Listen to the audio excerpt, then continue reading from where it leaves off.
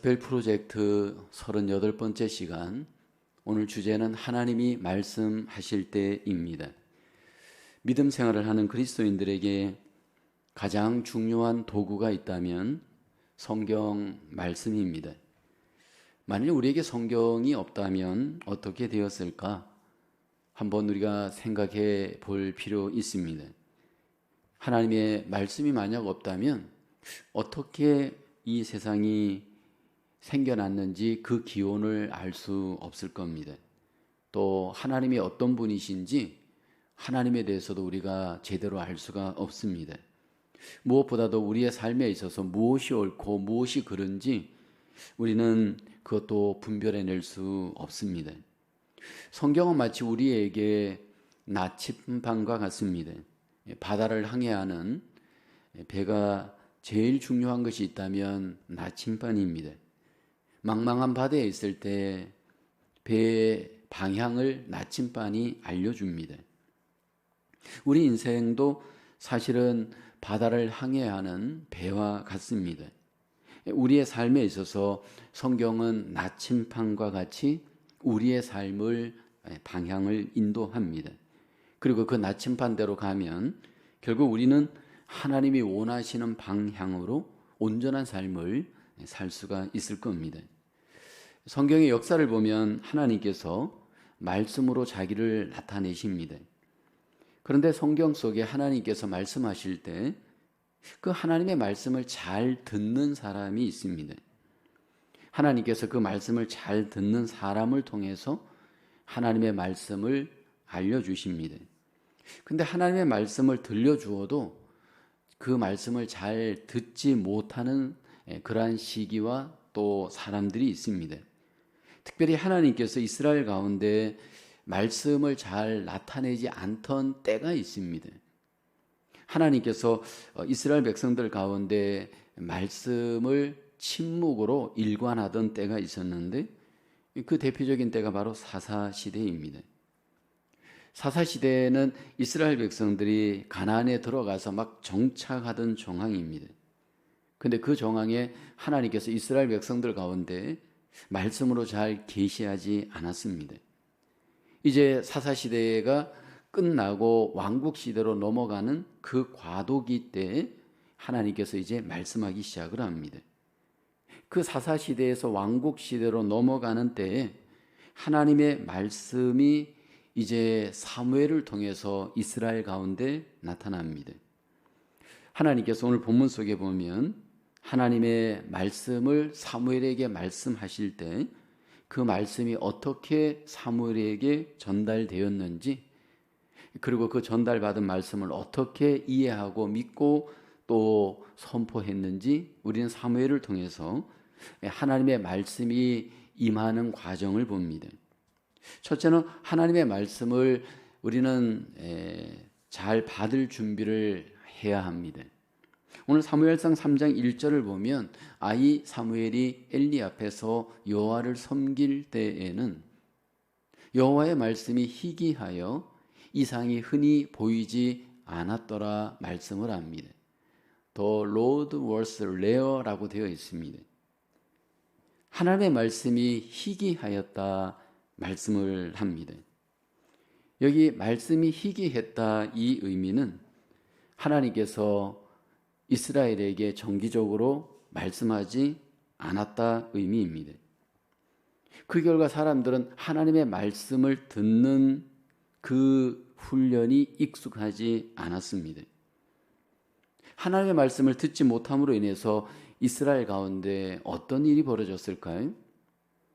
하나님의 말씀을 듣지 못함으로 영적으로 곤고한 시대가 진행됩니다. 만약 우리 가운데 하나님의 말씀을 듣지 못하는 경우가 있다면 필연적으로 우리에게 나타나는 결과가 있습니다. 가장 먼저 사인이 어디서 오느냐 하면 마음에서부터 옵니다. 하나님의 말씀이 우리 가운데 들려지지 않는 사람들은 심령이 망가지기 시작합니다.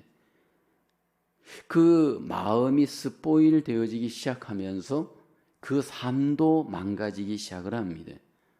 잠언서 29장 18절에 묵시가 없으면 백성이 방자히 행하거니와 율법을 지키는 자는 복이 있느니라.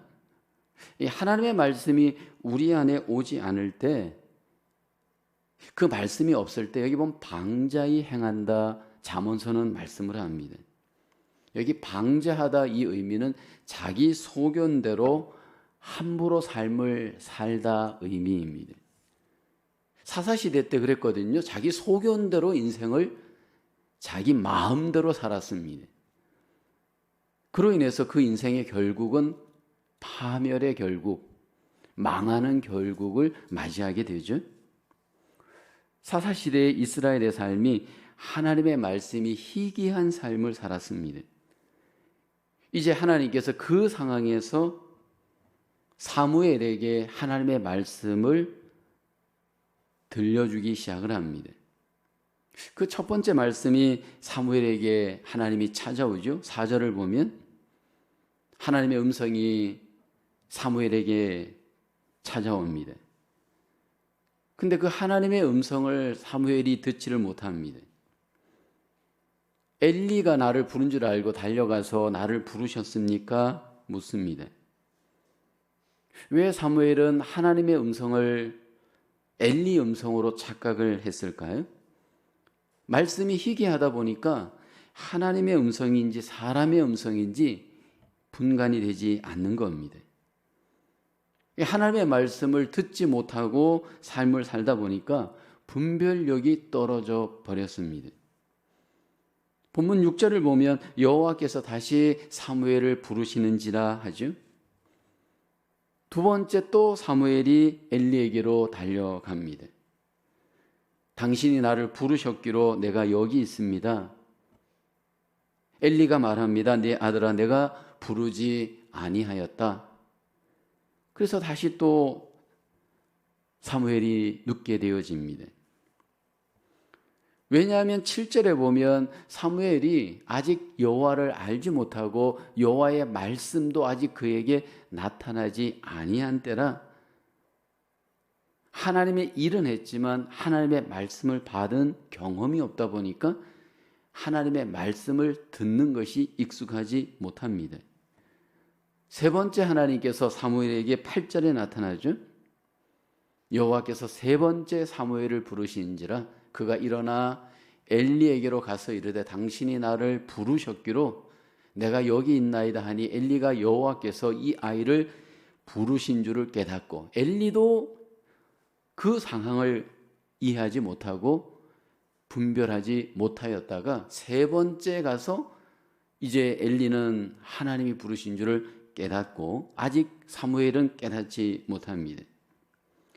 이제 가서 누웠다가 하나님이 너를 부르시거든 너가 말하기를 여호와여 말씀하옵소서 주의 종이 듣겠습니다.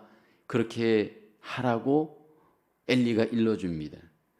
네 번째 드디어 하나님이 사무엘에게 나타나죠. 10절을 보게 되면 여호와께서 임하여 서서 전과 같이 사무엘아 사무엘아 부르시는지라 사무엘이 이르되 말씀하옵소서 주의 종이 듣겠나이다 하니 결국 네 번째 사무엘이 하나님의 말씀을 음성을 듣고 이제 순종하기 시작을 합니다.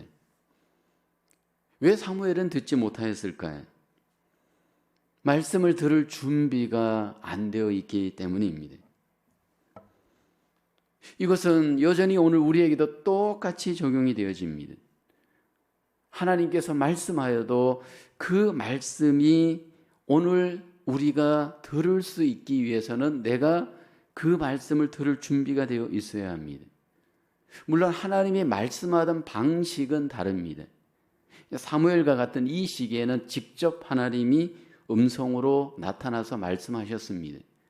오늘 이 시대는 성경이 완성되어지고 말씀이 완성되었기 때문에 하나님이 직접 우리에게 말씀하지 않습니다. 그래서 하나님의 음성을 듣기 위해서 하나님이 우리에게 성경을 통해서 우리에게 마음의 성령님을 통해서 하나님의 말씀을 들을 수 있도록 일하십니다. 그래서 우리가 하나님 앞에 믿음으로 기도하면서 묵상할 때 이 말씀이 내 마음에 성령님께서 이 말씀을 이해하고 깨닫게 하시고 들려주시는 그 깨달음의 음성을 잘 들어야 됩니다. 또 하나님이 메신저들, 목회자와 같은 메신저들을 통해서 본문을 정해서 우리에게, 여러분에게 이 말씀을 들려주실 때 내 마음에 그 말씀이 성령님을 통해서 하나님의 음성으로 들려지도록 하나님이 지금도 우리에게 하나님의 귀한 말씀을 전달하십니다. 근데 아무리 묵상을 해도 안 들려지는 분들이 있습니다. 설교 앞에 아무리 가도 이 말씀이 내 마음에 부딪힘으로 하나님의 음성으로 안 들려지는 경우가 있더라는 거죠. 어떻게 하면 누가 이 하나님의 말씀을 하나님의 음성으로 들을 수 있는 이 은혜가 경험될 수 있을까요? 마음의 준비가 필요합니다. 오늘 본문에 보면 사무엘이 하나님의 말씀을 자신이 듣기 위해 이렇게 고백합니다. 10절에 보면 말씀하옵소서 주의 종이 듣겠나이다.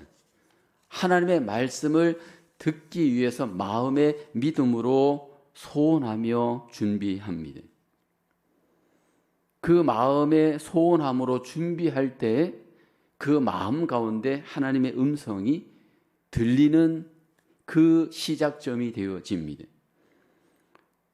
이 땅에 오셨던 예수님께서 말씀을 듣지 못하는 대부분 그 당시의 사람들을 향해서 이렇게 말씀을 했습니다. 마태복음 13장 16, 17절에 그러나 너희 눈은 봄으로 너희 귀는 들음으로 복이 있도다. 내가 진실로 너에게 이르노니 많은 선지자와 의인이 너희가 보는 것을 보고자 하여도 보지 못하였고 너희가 듣는 것을 듣고자 하여도 듣지 못하였느니라 말씀을 합니다.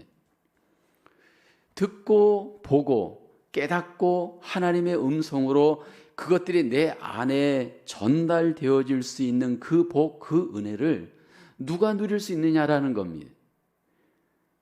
하나님의 말씀이 우리에게 들려질 수 있도록 하나님께서 원하시고 우리도 원할 때 가장 그 들려지기 위한 우리의 준비의 가장 핵심은 마음입니다.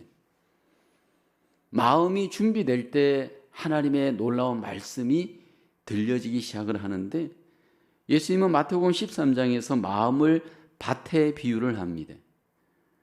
씨를 밭에 뿌리다 보면 어떤 밭은 그 씨를 잘 흡수하여 열매를 맺습니다. 근데 어떤 밭은 그 씨를 흡수하여서 열매를 맺지를 못합니다. 네 종류의 밭이 있습니다. 잘 한번 여러분 돌아보기를 원합니다. 우리가 길가와 같은 마음의 밭이 있습니다. 굳은 마음입니다. 그 다음에 돌밭 같은 마음이 있습니다. 뿌리를 내리지 못하도록 그 안에 들어가면 돌로 그 마음이 채워져 있는 돌밭 같은 마음의 분들이 있습니다. 가시밭의 마음도 있습니다. 그래서 그 가시 때문에 결국 열매를 맺지 못하죠. 마지막에 열매를 맺는 하나님의 말씀이 잘 뿌려져서 열매를 맺는 마음은 옥토 부드러운 마음밭입니다. 우리가 밭을 보면 부드러운 밭이 열매를 잘 맺죠. 그와 같이 하나님의 말씀이 우리 가운데 들려지고 열매를 맺는 분들을 보면 그 마음이 부드러운 마음의 분들입니다. 근데 여러분 그 부드러운 마음들을 보게 되어지면 그 속에 물질에 대한 염려, 세상에 대한 어떤 욕심, 자기 교만들, 자기 고집들이 없는 부드러운 마음의 밭입니다. 하나님께서 우리의 마음을 통하여서 분명히 그 말씀이 뿌려지고 열매 맺기를 기대하십니다. 그래서 우리 속에 하나님의 말씀이 들려지기 위해서 준비하는 그 마음이 부드러워지기 위해서는요, 우리 안에 마음의 도끼를 빼야 됩니다. 매일매일 삶을 살다 보면 우리 속에 자꾸 독이 쌓이고 악이 쌓이고 악에 복받쳐 살아가는 굳은 마음밖에 되어지지 않습니다. 그 독이 빠지고 그 안에 부드러움이 회복되기 위해서 필요한 것이 철저한 회개이고 철저한 은혜입니다. 회개 없이는 부드러운 마음은 힘듭니다. 상당수의 현대인들이 전부 그 안에 들어가 보면 상처받았다 주장합니다. 그리고 세상의 정욕과 욕심에 가득 차 있습니다. 그리고 하나님의 말씀을 받으려고 하니 밀어냅니다. 다. 하나님 옆에 가면 이 말씀들이 자꾸 이 말씀을 오히려 거부합니다. 그리고 자꾸 그 말씀 탓을 하거나 아니면 말씀을 전하는 자를 탓하기도 합니다. 여러분, 우리 안을 들여다볼 때 내 마음이 지금 부드러운 옥토와 같은 마음인가를 하나님은 돌아보기를 원합니다. 부드러운 마음밭은 흡수력이 너무너무 좋습니다. 말씀이 잘 안 들려지는 이유, 말씀이 잘 안 깨달아지는 이유, 말씀이 내 속에 잘 심겨져서 열매를 못 맺는 이유는 대부분 우리 안에 마음의 문제가 대부분입니다. 성령님께서 그 부드러운 마음 속을 다니면서 말씀과 말씀을 연결하고 이 말씀을 삶과 연결하고 이 말씀을 우리의 관계와 다 연결을 하는 일을 성령으로 행합니다. 근데 마음이 굳어 있고 마음이 내려놓지 않는 분들은 그 속에 성령이 운행할 수가 없습니다. 막힙니다. 길이 다 막힙니다. 하나님 안에서 말씀을 들을 준비를 잘 하는 사람이 하나님의 말씀을 잘 듣고 하나님의 놀라운 음성으로 우리의 삶이 새로워질 수 있는 줄로 믿습니다. 첫 번째 퀘스천입니다. 하나님이 말씀하실 것을 기대한다면 성경을 대하는 태도가 어떻게 달라질까요?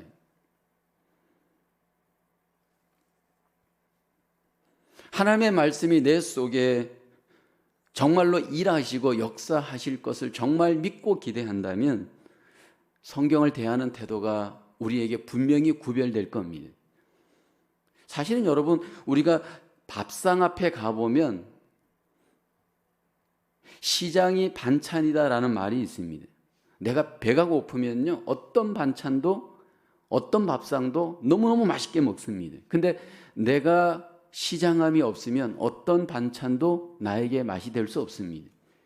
먼저 우리 속에 하나님의 말씀에 대한 간절한 기대감, 그 준비가 우리 안에 먼저 준비되기를 하나님은 원합니다. 내 마음을 비우고 간절함 가운데 묵상하고 간절함 가운데 말씀을 듣고 간절함 가운데 우리의 삶 속에 하나님의 말씀이 임하기를, 역사하기를 우리가 소원해야 할 줄로 믿습니다. 두 번째로 하나님이 무슨 말씀을 하시든지 들을 준비를 하십시오. 오늘 본문 사무엘상 3장 11절로 14절에 하나님이 사무엘에게 말씀을 합니다. 여호와께서 사무엘에게 이르시되 보라, 내가 이스라엘 중에 한 일을 행하리니 그것을 듣는 자마다 두 귀가 울리리라. 내가 엘리의 집에 대하여 말한 것을 처음부터 끝까지 그날에 그에게 다 이루리라. 내가 그의 집을 영원토록 심판하겠다고 그에게 말한 것은 그가 아는 죄악 때문이니 이는 그가 자기의 아들들이 저주를 자청하되 금하지 아니하였음이니라. 그러므로 내가 엘리의 집에 대하여 맹세하기를 엘리 집의 죄악은 제물로나 예물로나 영원히 속죄함을 받지 못하리라 하였노라 하셨더라 말씀을 합니다. 지금 하나님께서 사무엘에게 전달하는 말씀, 심판의 메시지입니다. 엘리 제사장 가문을 하나님이 심판하시겠다, 하나님이 지금 전합니다. 여러분, 이 메시지는 얼마나 충격적인 메시지입니까? 이스라엘 백성들을 대표하여서 제사를 드리는 제사장 집안이 하나님이 심판하시겠다, 이 메시지를 어린 사무엘에게 하나님이 전하고 그 말씀을 받기를 기대하십니다. 여기 엘리 제사장이 망하는 가정은 사실 오늘 우리에게 굉장히 시사해 주는 바가 많습니다. 하나님이 말씀이 떠나버린 가정은 어떤 결국을 맞이할지를 우리에게 보여줍니다. 하나님의 말씀이 떠난 가정은 하나님이 떠난 가정으로 갈 가능성이 많습니다. 여기 엘리 제사장은 사역은 했지만 말씀이 없었고 하나님을 인격적으로 관계하지 못하였습니다. 그로 인해서 두 아들이 범죄를 행하였을 때 하나님을 알지 못하였던 그 두 아들에 대해서 그냥 내버려 둡니다. 사무엘상 2장 12절을 보게 되면 엘리의 아들들은 행실이 나빠 여호와를 알지 못하더라 말씀을 합니다. 여러분, 이 안다라는, 알다라는 이 표현, 이 그냥 단순한 표현이 아닙니다. 하나님을 인격적으로 경험하는 것을 성경에서 히브리어 야다는 알다라고 표현을 합니다. 그러니까 예를 들어서 제사를 드렸다고 하나님을 아는 게 아닙니다. 여기 지금 엘리의 아들들이 제사를 안 드린 게 아닙니다. 그 사역을 안 한 것이 아닙니다. 그 형식에 참가는 했습니다. 그러나 하나님을 인격적으로 경험하지 못하였던 자들이었습니다. 하나님을 알지 못하는 사람에게 나타나는 세 가지의 중요한 특징이 이 엘리의 두 아들들을 통해서 우리는 확인할 수 있습니다. 하나님을 인격적으로 알지 못하는 사람들은 첫 번째 특징이 예배를 가볍게 여기고 예배를 멸시합니다. 이게 엘리 두 아들들이 가장 먼저 그 범죄한 것이 제사의 멸시였습니다. 하나님 앞에 제사 드리기 위해서 가지고 왔던 고기들 중에 좋은 것을 먼저 취하잖아요. 불에 태워 드리기 전에 생고기를 자기에게 가지고 오라 사한들에게 시키죠. 그리고 명령을 안 듣자 억지로 고기를 빼앗습니다. 예배란 하나님을 높이고 하나님을 하나님으로 대접하고 하나님을 경외하는 자리입니다. 그런데 하나님을 말씀으로 알지 못하고 인격적으로 알지 못하는 사람은 예배 자체를 소위 말해서 이 멸시하는 태도, 이런 아주 가볍게 여기는 태도로 하나님 앞에 예배를 드립니다. 그리고 그것에 대해서 전혀 문제가 없습니다. 이러한 엘리의 두 아들들을 하나님이 지켜보고 기다리고 인내하였지만 그 인내는 끝이 있었습니다. 두 번째로 하나님을 알지 못하는 사람들의 특징은요, 자기의 몸을 함부로 범죄의 도구로 내줍니다. 오늘 본문에 보면 앞에 사무엘상 2장 22절 이하에 보면 엘리가 매우 늙었더니 그의 아들들이 온 이스라엘에 행한 모든 일과 해망문에서 수종드는 여인들과 동침하였음을 듣고라고 합니다. 제사장이었음에도 구별되어야 될 그 삶을, 그 몸을 함부로 범죄에 내줍니다. 특별히 간음죄를 막 범하잖아요. 하나님을 알지 못하는 사람들은 그 몸으로 하나님께 자기 몸을 내주는 게 아니라 이렇게 범죄의 도구로 자기 몸을 내줍니다. 사실 우리의 삶을 들여다보면요, 하나님과 나와 1대1로 딱 갔을 때 사실 내 영적 현주소가 나타납니다. 그때 거짓말하는가, 그때 정직한가, 그때 거룩한가를 딱 보면 내 영성의 현주소를 알 수 있습니다. 근데 엘리의 두 아들들을 보면 심지어는 그 해막 안에서조차도 그 몸으로 하나님을 두려워하지 않고 범죄했잖아요. 세 번째는 불순종입니다. 하나님을 인격적으로 알지 못하는 사람들의 특징들을 보면요, 남의 권면을 듣지 않습니다. 하나님의 말씀을 듣지 않고 순종하지 않아요. 여기 엘리의 두 아들도 보면 아버지의 권면을 전혀 듣지 않잖아요. 사무엘상 2장 25절을 보면 그들이 자기 아버지의 말을 듣지 않아요. 하나님을 인격적으로 체험하지 못한 사람들을 보면요, 권위에 순복하는 것은 너무너무 부담스럽습니다. 하나님의 권위를 인격적으로 경험한 사람은 하나님 앞에 순종할 수 있고 하나님의 권위자들에게 순종하는 것이 자연스럽고 자유합니다. 근데 그것들이 불편하고 거북하고 대적하는 사람들은 그 신앙을 한번 점검해 볼 필요가 있습니다. 이제 이러한 엘리와 그 가문을 하나님이 심판하시겠다고 사무엘에게 말씀을 합니다. 그런데 이 심판의 말씀, 이 경고의 말씀을 하나님은 우리가 들어야 한다 말합니다. 사무엘이 그 말을 듣잖아요.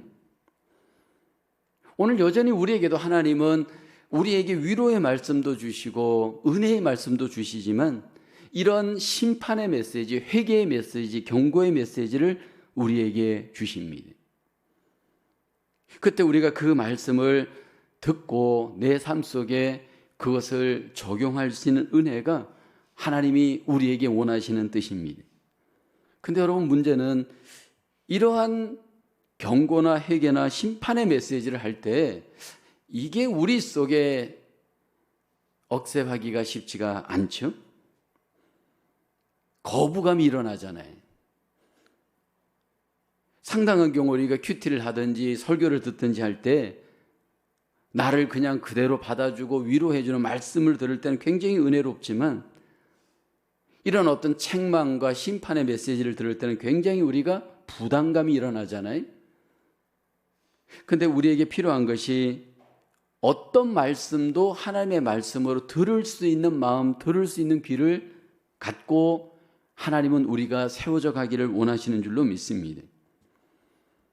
나에게 책망의 말씀을 줄 때 그것을 하나님의 음성으로 듣고 내 삶 속에 적용해 갈 때 내 삶이 하나님의 사람으로 세워지고 하나님의 은혜와 복을 누리게 되어지는 줄로 믿습니다. 쾌천 2번입니다. 열린 마음으로 하나님의 말씀을 받았지만 위로보다는 책망을 들었던 적이 있습니까? 여러분, 이 시대는 사실은 책망을 굉장히 불편해하는 시대입니다. 과거보다 더 이 시대는 책망하는 것에 대해서는 굉장히 거부하는 시대입니다. 이 시대 자체가 자기애의 시대이기 때문에 누군가가 나를 책망한다는 것은 이것은 굉장히 불편하게 여겨집니다. 그래서 우리의 믿음도 마찬가지입니다. 하나님께서 나를 책망할 때 그 책망을 듣는 신앙이 사실은 진짜 신앙입니다. 경고의 메시지를 할 때 그걸 정말 듣고 나에게 적용한다면 여러분, 우리의 신앙은 놀라운 변화가 일어날 겁니다. 많은 경우의 사람들이 자기 잘못을 잘 인정하지 않으려고 합니다.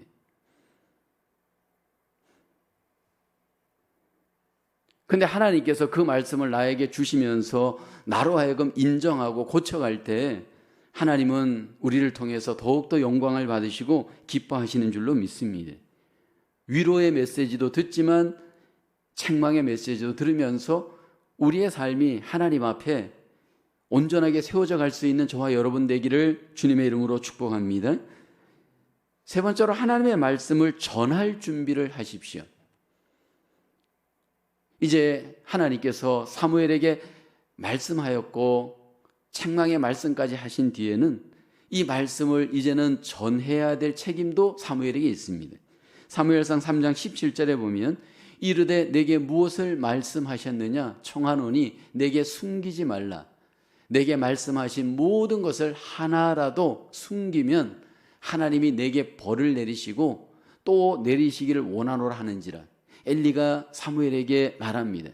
너가 들은 것을 하나도 빠짐없이 나에게 전해달라 말합니다. 사무엘상 3장 18절에 보면 사무엘이 그것을 그에게 자세히 말하고 조금도 숨기지 아니하니 그가 이르되 이는 여호와이시니 선하신 대로 하실 것이니라 하니라. 엘리가 그 말씀을 전달받습니다. 사무엘상 3장 19절을 보게 되면 사무엘이 자라매 여호와께서 그와 함께 계셔서 그의 말이 하나도 땅에 떨어지지 않게 하시니 사무엘이 전한 말이 하나님의 말이고 그 말을 전했을 때 그 말이 땅에 떨어지지 않고 성취되어지는 하나님의 놀라운 응답이 그와 함께 있었습니다. 근데 사무엘이 엘리 제사장에게 하나님의 말씀을 전할 때 본문에서는 나타나지 않았지만 굉장히 마음속에 부담과 두려움이 있을 수 있었을 겁니다. 좋은 말씀이 아니고 심판의 메시지를 엘리 제사장에게 전해야 됩니다. 당신과 당신 집안을 하나님이 심판하십니다. 이 메시지를 지금 전해야 합니다. 만일 그 말씀을 우리가 받았다면, 여러분이 받았다면 그 말씀을 바로 전달할 수 있을까요? 많은 경우에 우리는 이 부분에 있어서 인간적으로 타협할 수 있는 여지가 너무 많습니다. 사람을 더 두려워하고 사람을 의식하기 때문입니다. 진정한 사명자라면 하나님을 두려워해야 합니다. 하나님의 말씀을 받은 사명자로서 아닌 것에 대해서 아니오라고 해야 되고, 하나님이 말씀하신 것에 예라면 예라고 해야 합니다. 사무엘은 그 사명을 온전히 감당을 합니다. 오늘 본문에서는 엘리 제사장에게 그 말씀을 가감없이 그대로 자세하게 전합니다. 이제 그 뒤에 또 첫 번째 왕 사울을 세울 때에도 하나님이 이 사무엘에게 말씀할 때 사무엘이 그대로 하나님 앞에 순종합니다.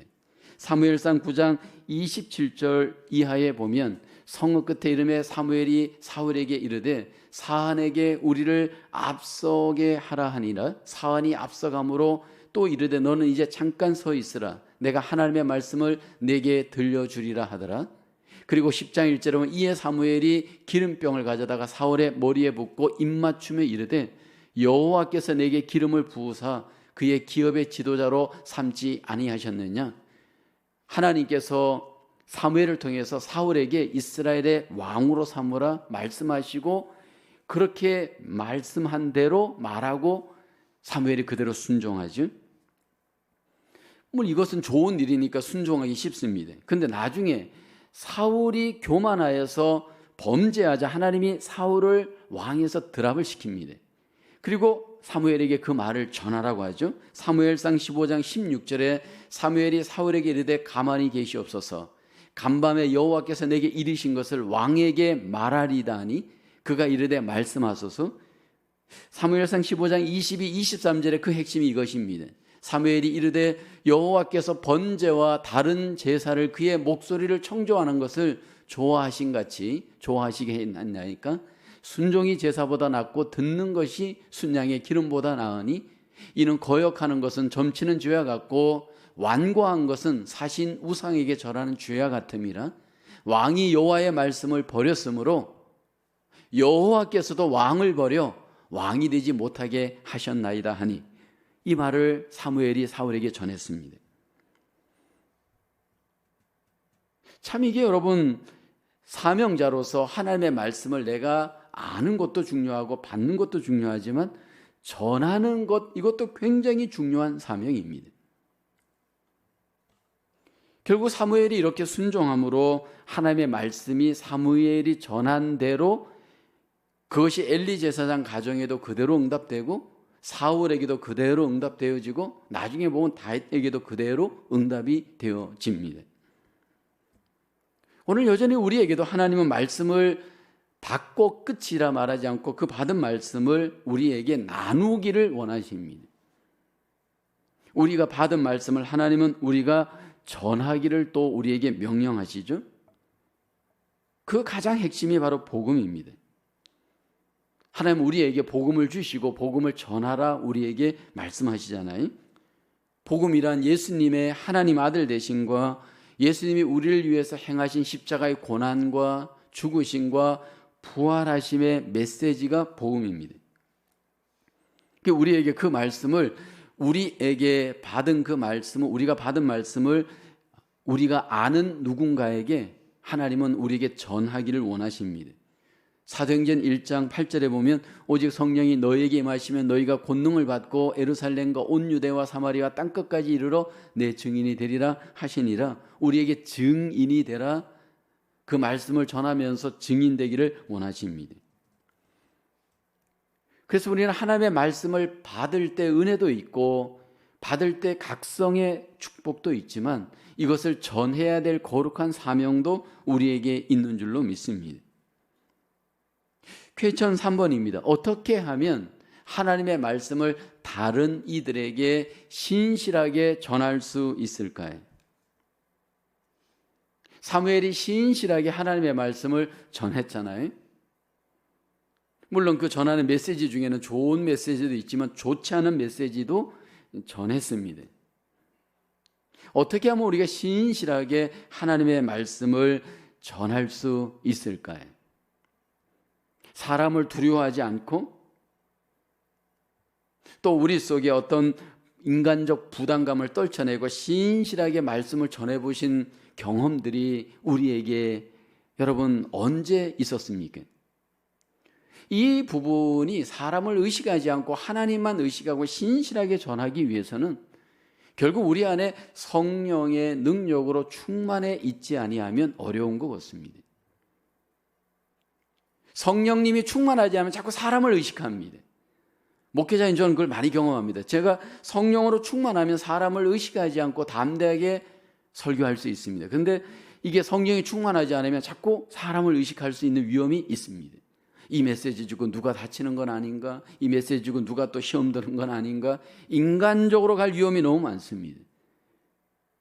그런 측면에서 저와 여러분들에게 필요한 것은 기도의 준비, 성령님의 역사하심을 우리 속에 간절하게 구할 때만 신실하게 우리는 전하고 증거할 수 있는 줄로 믿습니다. 결론입니다.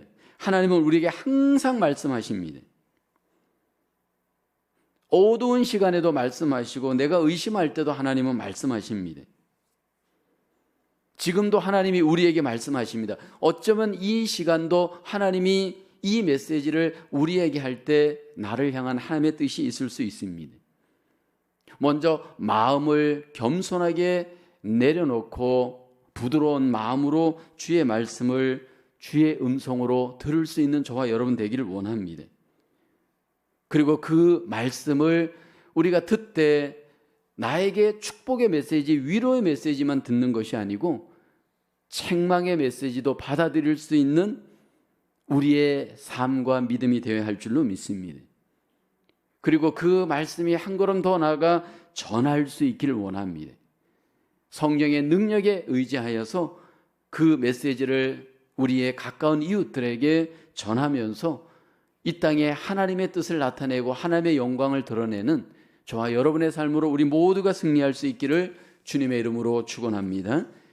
기도하겠습니다. 하나님 감사합니다. 우리에게 말씀의 선물을 주시고 그 말씀을 따라 신앙과 삶이 아버지 분별력 있게 하나님의 방향으로 믿음으로 살게 하심을 감사합니다. 마음을 늘 하나님 내려놓고 우리의 마음을 항상 회개하고 개간하여 겸손한 마음으로 주의 말씀을 듣게 하여 주옵시고 믿게 하여 주옵시고 이 말씀을 또 전할 수 있는 능력의 삶 살게 하여 주시옵소서. 또 한 주간의 삶을 살아갈 때 우리의 마음이 흔들리지 않도록 도와주옵시고 오직 주의 말씀으로 무장하여 하나님의 뜻을 순종하며 하나님의 살아계심을 맛보아하는 복된 한 주간 되게 하여 주옵소서. 예수님의 이름으로 기도하옵나이다. 아멘.